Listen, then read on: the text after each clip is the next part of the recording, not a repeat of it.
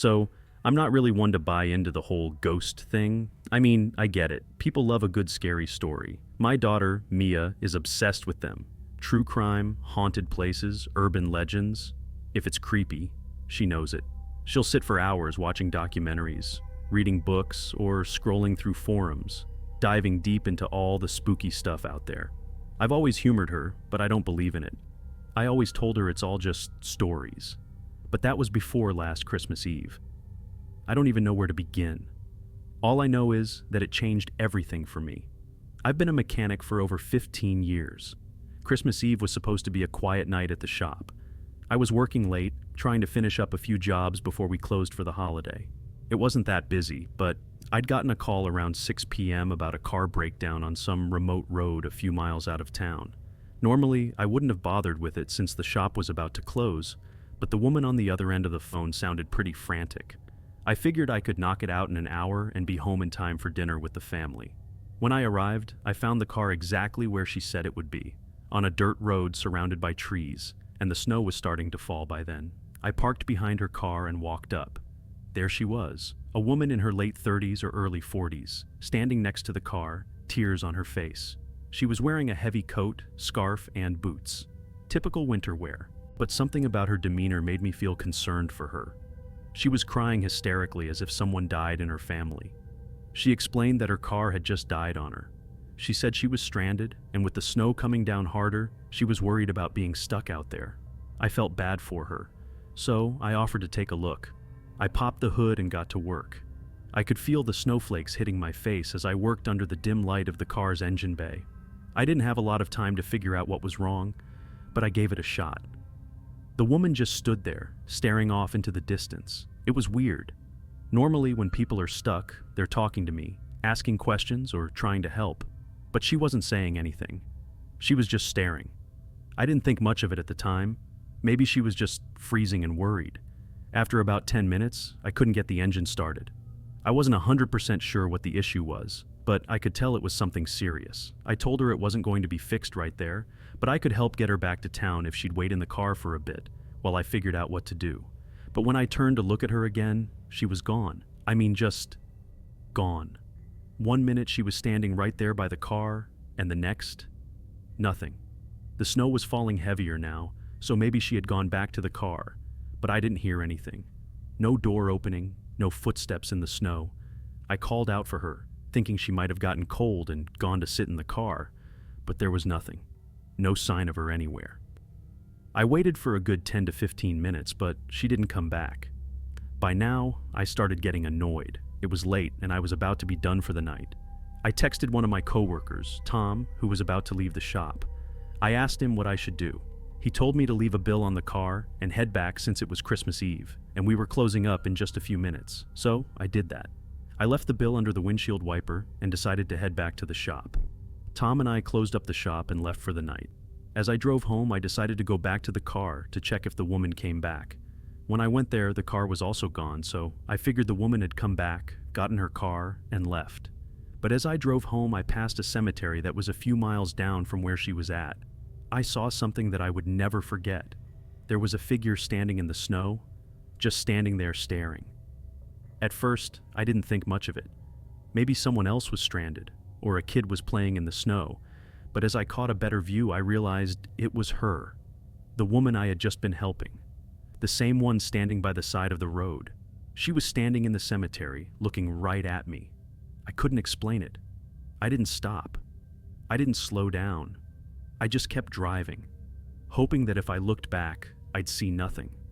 But I didn't look back. I couldn't. When I got home, I tried to shake it off. I didn't tell my wife, Sarah, about what happened. I didn't want to worry her, and I definitely didn't want to sound crazy. But the whole night kept replaying in my head. The way she was standing looking right at me, as if she knew I was coming or going to pass that cemetery. I decided I would forget about it. Maybe I had been working too much. Maybe I was just tired. But when I woke up the next morning, I couldn't shake the feeling. I told my wife what happened and how I saw the woman standing there in the cemetery. I even told her how she looked exactly like the woman I had been helping. I said she couldn't be in the cemetery, but Mia, my daughter, cut me off asking if I saw the lady at the cemetery, I stared at her, confused. I asked her what she meant by that. She looked at me like she already knew. She told me there's a legend about a woman who died on that road. She was killed by a mechanic, and now people say they see her spirit walking along the road, especially around Christmas time since that's around the time she died. I looked at her in shock. Mia, with that true crime obsession of hers, went on to explain that the woman had died years ago, long before we moved into town. She said her body was found in the cemetery I had driven past. She also said people, where we lived, say her ghost haunts that road, and there are rumors about a mechanic who was involved in her death. She said, "It's something everyone talks about at school." My other kids agreed with her. They said it was a well-known urban legend, and it was something everyone joked about at school. But it didn't feel like a joke to me. I tried to brush it off. I told my kids to go get ready for Christmas, but my mind wouldn't get off of what she said.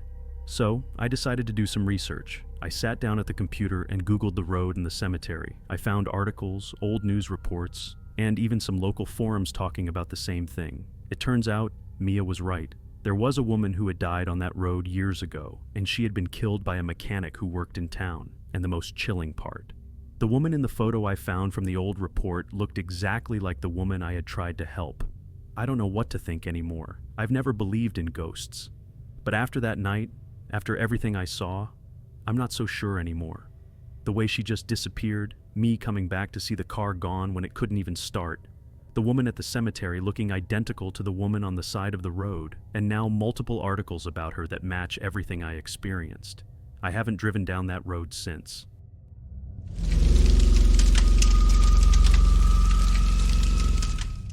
This story happened a couple of years ago, and I can't shake the feeling of what happened to my brother and I. I've never shared it with anyone before, but maybe I'll feel better once I get it out there. So, here's the thing. My family always throws a Christmas party every year. It's pretty standard. My parents, some old family friends, a few neighbors, and of course my brother, Andrew, and me. Andrew's 2 years older than me, and we both go to college now. So the holidays are one of the few times we get to be home together. But this year was different. My parents had invited some random guy to our party. I'm not talking about a close family friend or even a distant relative. No, they invited a man they had just met that morning. We were all at the store, picking up last-minute groceries when my mom saw him. He was standing outside, dressed as Santa Claus. I remember her mentioning how cute it was that he was spreading Christmas cheer, so she invited him to our family dinner. It was strange, but I figured she was just being kind. I mean, she always tries to make the holidays special, and maybe she thought he didn't have anywhere else to go. That evening, he showed up, still dressed as Santa. I'm not talking about some cheap store-bought suit either. This guy's outfit looked authentic. The red velvet, the white fur trim, and even the boots were polished like he was some sort of professional. He walked in like he belonged, and everyone was nice to him, though it was weird considering none of us had ever met him before. When we greeted him at the door, my mom and dad told him he didn't have to wear the suit to dinner. He just gave them this strange smile and shook his head. "No, thank you," he said in this low, raspy voice. It didn't sound like what you'd expect from someone dressed as Santa. More like it was a voice that had been used too much over the years, a tired voice. So, he sat down at the dinner table with us, and the whole time, he didn't speak. Not a single word. My brother Andrew kept trying to make conversation with him, but the guy just stared at his plate or looked out the window. It was like he was present, but not really there. He didn't join in on any of the holiday cheer or jokes. It felt like he was just waiting for something. Andrew kept glancing over at him, looking puzzled. I could see that my brother was getting a little frustrated with how silent this man was. Honestly, I was starting to feel uncomfortable too. The guy didn't even laugh when Andrew told a funny story about his college roommates. He just sat there, motionless, like he didn't hear him at all. By now, I was starting to wonder why my parents had invited him. I know they get lonely sometimes. It's been harder with Andrew and me in college and the house feeling empty. But inviting a total stranger seemed odd. I couldn't help but think there was something off about him. Maybe it was just my gut feeling, but I didn't like the way he kept watching everyone, especially Andrew. The evening went on. The guests slowly started to leave, one by one, and as they did, I felt relieved. It was almost like I could breathe again without feeling this weird tension hanging in the air. Thinking the man was going to leave once he saw everyone else leaving was relaxing, but that didn't happen. All of the guests were gone, and he was still there. My parents were getting ready to leave too, because one of our neighbors had called them over for something. They told us to just relax and lock the door after they left. Once the door closed behind my parents, Andrew and I found ourselves alone with the man in the Santa suit. Andrew finally spoke up after moments of silence. "So, Santa, you don't talk much, huh?" He tried to joke, but there was a bit of annoyance in his voice. The man didn't even acknowledge him. He just kept sitting there, staring off into the distance, hands folded in his lap. It was almost like he was ignoring us on purpose. That's when Andrew's irritation seemed to boil over. "Come on, you're not fooling anyone with that beard. Let's see what you really look like." Andrew reached over and grabbed at the man's beard, trying to yank it off. The man, still not saying a word, snatched Andrew's arm with surprising strength. His fingers dug into Andrew's wrist, twisting it until Andrew cried out in pain. He pulled his arm away, stumbling back onto the floor, eyes wide with shock. Andrew pushed himself up, looking at the man like he was a wild animal. But the guy didn't move. He just stood up slowly, his eyes locked on Andrew. I could feel my anxiety rising as I stood there, unsure of what was happening. That's when the man started to walk toward the door. Andrew, trying to regain some control, dashed to the back door, probably thinking he could escape or get outside to safety. But before he could even touch the doorknob, another man, also dressed as Santa, stepped into the room, blocking the way. This new man was holding a sledgehammer. Andrew tried to back away, but the man lunged forward with the sledgehammer raised. Then he hit Andrew, and he screamed out in pain. I grabbed my phone and called 911. I had to be careful not to alert them too quickly. I spoke out loud, telling them to stop and leave, and giving them the details without being obvious. The man with the sledgehammer started swinging it again, this time toward Andrew's head. I grabbed one of those old iron fire pokers from the fireplace and slammed it into the man's head. He stumbled back, and for a moment, he seemed stunned. The other man, still standing near the door, started to move toward me. But Andrew, even though he was hurt, managed to push him into the table. The table tipped over, crashing to the floor and trapping the man underneath. Andrew grabbed the sledgehammer that had been dropped, and with all the strength he had left, hit both of them in the head with it. The two men, lying motionless on the floor, I knew it was our chance to escape. Andrew and I stood there, panting, looking at each other in disbelief. Then, without saying a word, we bolted out the door and ran next door to the neighbors and our parents. We didn't stop until we were inside their house. The operator was still on the phone. We told them everything. It felt like forever before they arrived, but when they did, they found one of the men unconscious in our living room. He was taken into custody, but the part that still haunts me is the man who had been sitting in our house all night, the one who didn't talk, the one who'd grabbed Andrew's arm, was never found. They said he had just disappeared. No one saw him leave the house, and there were no signs of him running out the back or front. He was gone, and it's like he vanished into thin air. The other man, the one who had been holding the sledgehammer, was arrested, but we never heard from the police about the other one. It was like he'd never even existed.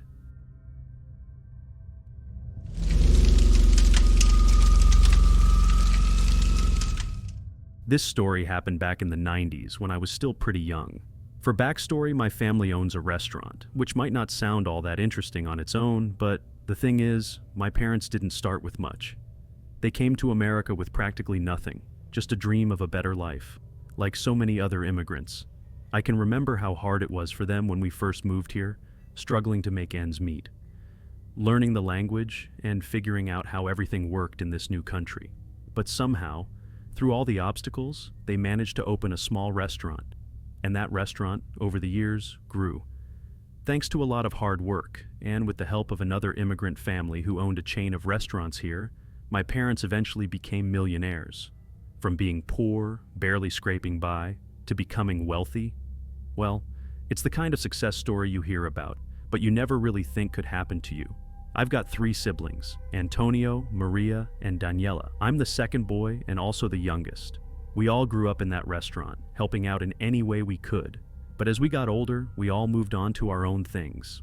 Now, we're all adults. Antonio's married with kids, and so is Maria. I moved away for college and started a life of my own. Every Christmas, we all gather at our parents' house.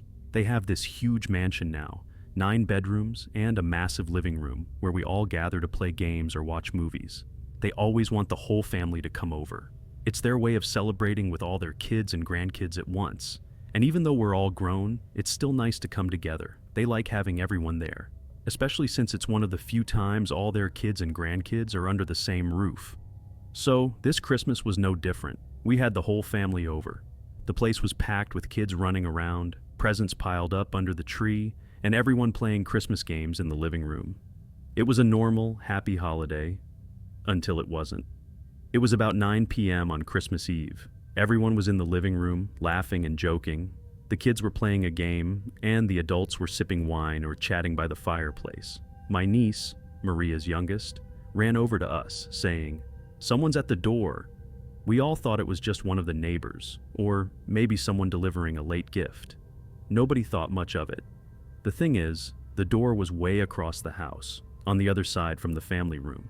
So, when it took my niece a while to come back, nobody really thought anything of it. You know how kids are, curious and distracted. But after a few minutes passed, we thought something could be wrong. Maria called her name, but there was no answer. We figured maybe she was talking to whoever was at the door. Then we heard the doorbell ring again, followed by muffled voices. That's when the atmosphere shifted.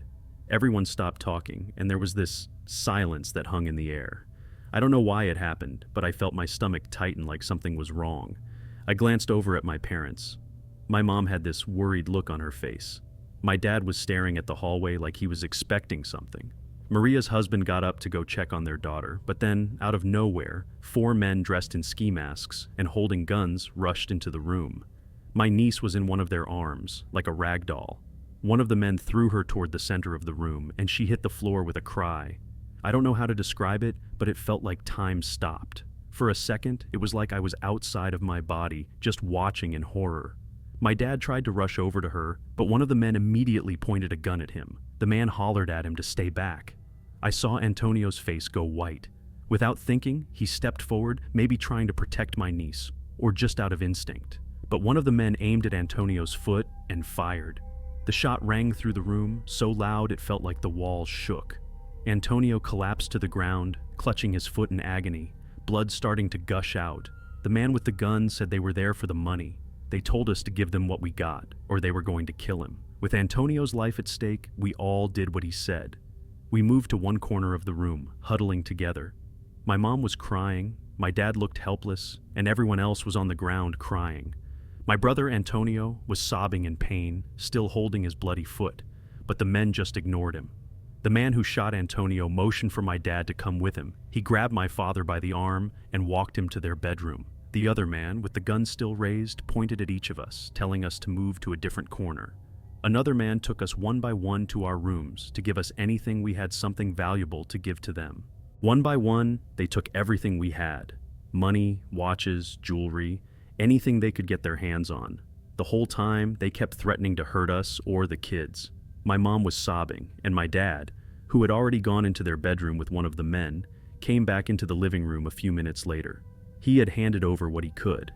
It wasn't enough for them, though. By this point, I was feeling like I was in a nightmare that I couldn't wake up from. One of the men walked over to Antonio, who was still on the ground, and kicked him in the side. Antonio winced, and I could see the pain on his face. But the man didn't care. "Get up!" he yelled. "You think this is over?" He basically carried Antonio to his room to get his stuff. I was the last one that had to go to my room. I remember walking with the man to my room. I didn't even know what I was doing. I was so terrified. He ordered me to open my drawer and hand over whatever I had. My heart was pounding in my chest, and my hands were shaking as I grabbed my wallet, my watch, and any jewelry I had lying around. Just when we thought it couldn't get worse, the man started talking. "You know, it's funny," he said, a cruel smirk on his face. "I used to work for your parents, your restaurant. That's where I know you from. I know your parents are immigrants," he continued. "You all are illegals. No one in this house deserves all this money. Your parents don't deserve the life they've built here." His words hit me like a punch to the gut. He was doing this because he thought they didn't deserve it. It wasn't just about the money. It was about something much darker: resentment. And it was the fact that he was wrong that made the words cut more. Once my parents grew their business the way they did, we were all legal citizens then. I couldn't believe it. One of the men was one of our own, someone who had worked for us and then turned on us. When I came back to the living room, my dad and everyone else was there.